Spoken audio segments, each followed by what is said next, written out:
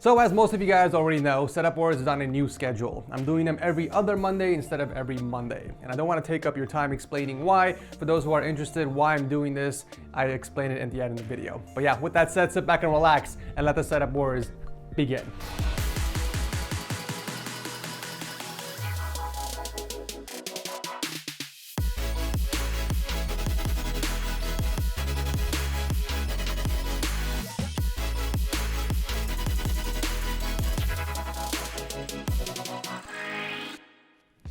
So you just build a brand new shiny PC and you're greeted with this nasty notification on the bottom right corner of your screen. Well, instead of going out there and paying full price for a Windows key, you guys can actually get one for less than $15. That's right, you guys can get a Windows 10 Pro CDKey for less than $15 by visiting yourcdkey.com or by clicking my link below and using my code TS20 for that extra 20% off. They also sell Windows 11 and Microsoft Office keys and the same discount code applies. Now once you get your CDKey, all you have to do is go into the activation settings on Windows and put in the new key and watch the watermark disappear. Kicking off the episode is a beautiful and minimalistic white theme setup by Izak from Canada, who is pursuing an occupation in software engineering. I just gotta start off and say, love the white and wood accents here. I've always preferred lighter wood over dark, but I don't know, man, this looks really good together. The setup is used for schoolwork, watching YouTube, and gaming, and it took him only 2 weeks to put it together. He does everything on a 27-inch monitor from MSI that he mounted against the car of the countertop, and I gotta give points to Izak for going with a white arm. You can definitely tell he's committed to the color scheme. For peripherals, he's rocking a GMMK Pro with a Logitech G Pro mouse, and since he doesn't have any speakers or a mic, he uses the Razer Black Shark V2s for both input and output. I guess since we're down here, we can take a look at the cable management. Everything is under control using a single raceway, although it's starting to come apart on the right side. You could just replace it with a thicker raceway to make sure all the cables are covered. The PC powering the setup is a beautiful all-white build inside the O11 Mini Snow Edition. Again, we can see how dedicated he is to the all-white theme, judging by the selection of the parts in his PC. I also think he did a great job decorating the setup using his own paintings. Nothing seems forced. It just looks so natural, and he was able to achieve all this without any RGB lighting. A very clean, single monitor setup. Thank you, Izak, for sharing this with us. Speaking of clean, this next setup is so clean it straight up looked like a render. I had to look through all the photos to determine it's actually a real life setup. I gotta give you some points on the extra crispy photos, and thank you so much for being a patron on the channel.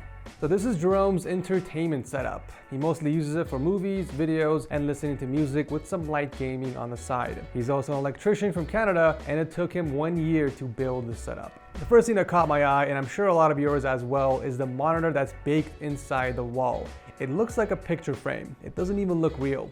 Well, this is the Samsung Frame. It's a 43-inch TV that's designed to hang on the wall like a picture frame, similar to the LG Wallpaper Series TVs. But Jerome was able to really sell that look by routing the cables through the wall. I feel like you have to run the cables through the wall if you're using this TV, otherwise it defeats the purpose. For peripherals, he's rocking a custom Geonworks Frog TKL board with banana split switches and an MX Master 3 mouse. I love the custom-made monitor riser. It complements the butcher block he picked up from Home Depot, but also adds a nice dedicated spot for him to organize and store the rest of his gear. The setup is decked out with some really nice audio gear. He's got 2 sets of Adam audio speakers for primary source and the Audeze headphones for private listening. I'm not sure why he needs 2 Jotunheim amps stacked on each other in addition to the Magni and Modi on the left side, but I guess it doesn't hurt to have a backup, right? These speaker stands were big brain, by the way. They clamp straight to the desk, saving you precious countertop space in the process. In Jerome's case, he took advantage of that extra space for some fake plants and candles. However, I don't recommend going with those if you're on a budget. $70 for speaker stands are a bit steep in my opinion. So if you're looking to lift up your speakers to save space on your countertop, and personally I think they look a lot cleaner on stands, then I recommend going with the Oak mic stand instead. They are $20 cheaper and they come with isolation pads as well. I'll drop a link to it down below if you're interested in checking it out. At this point, you guys might be wondering, where the hell is Jerome's PC? It's not on the desk or on the floor. My guy has it strapped away under his sit-in stand desk. That is one way to keep your desk looking clean.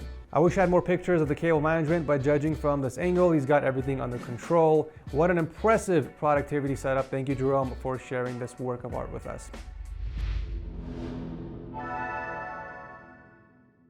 It doesn't take a rocket scientist to figure out that this setup needs some serious work. A complete makeover, if you will. There's a lot of questionable choices that were made, and you know what? That's okay. I'm here to give you tips on how to improve your setup. So if you do listen to my recommendations, you can turn the setup from a 2 into a minimum 6.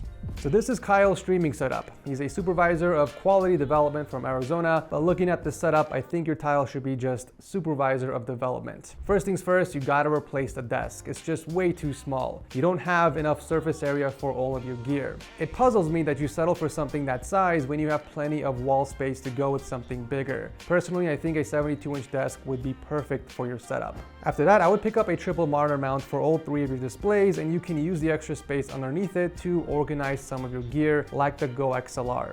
You have way too many cups and random stuff on your desk, my guy. You should get rid of the stuff you don't need, and if you must keep a cup on your desk, go with something like this instead.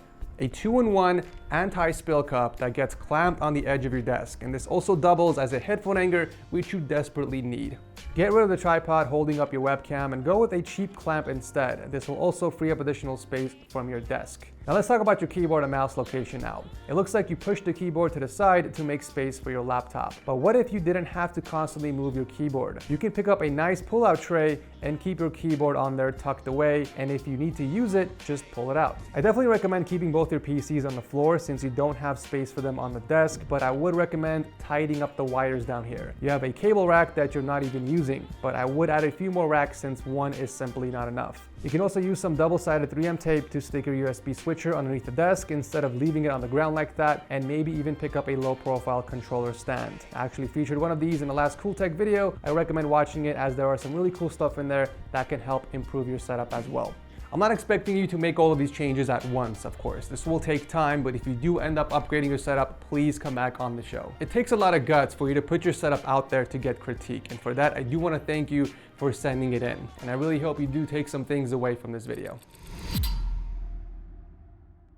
Coming up next is Nathan from Tucson, Arizona. He's a photographer who likes to game and edit videos on his spare time, so he wanted to build himself a setup where he can do it all. We do have ourselves a 55-inch 4K TV up top for watching movies, while the 240Hz Alienware monitor underneath is for gaming and photo editing. He's got that mounted to a sit and stand desk, and underneath that is the RK61 keyboard that's paired with a Razer Viper Ultimate mouse. I'm not sure why you don't have a mouse pad though. It's a great way to protect your desk from damages from the mouse, and you get much better glide from it. Personally, I think the white Nexus will look amazing in your setup, and it will complement the 3DR panels you have in the back. I do want to talk about the audio setup real quick. We got the Corsair Virtuoso headphones on the desk, but Nathan also has a set of speakers mounted on the wall. However, he has them facing the ceiling for some reason. I would definitely tilt them more towards your ears when you get the chance. You know, unless you're 10 feet tall, there's no reason why speakers should be facing the ceiling. You will hear a difference. The rest of the setup looks cool. I love the wall shelf, the way you routed the speaker cables around the 3DR panels, and the cable management underneath the desk is on point. A very nice setup indeed. Thank you, Nathan, for sharing this with us. We are finishing up strong with an insane triple monitor racing sim setup by Tristan. He's a software engineer from the Netherlands who worked on this setup since 2016, but now that he's done with all the upgrades, he decided to get on the show. The setup was built on a Saljon countertop with 2 custom drawers that he designed himself. He's rocking triple 24-inch AOC infinity displays with a light bar up top, and for peripherals, we got a custom Everglide SK87 board paired with an MX Master 3. Since all 3 monitors took up the entire space on the desk, Tristan was forced to put his speakers on floor stands. Although he does use a setup for gaming, it's either for VR or racing sim games like Forza. That's when he brings out the real toys, like the Thrustmaster wheelbase, shifter, and Pro pedals. Pushing those pixels is a custom build that he stuck inside one of the custom drawers. He even made a cutout in the back to help exhaust the hot air out, and also has easy access to the I/O ports should he need to swap anything out. The rest of the cable management is immaculate. All the wires from the monitors are beautifully routed behind the arm and into the back of both of the custom drawers. Definitely one of the coolest racing sim setups I've seen in a while. Thank you very much, Tristan, for sharing this with us. As always, make sure to let me know which of these setups was your absolute favorite. Thank you guys so much for watching, and I'll see you very soon in the next one.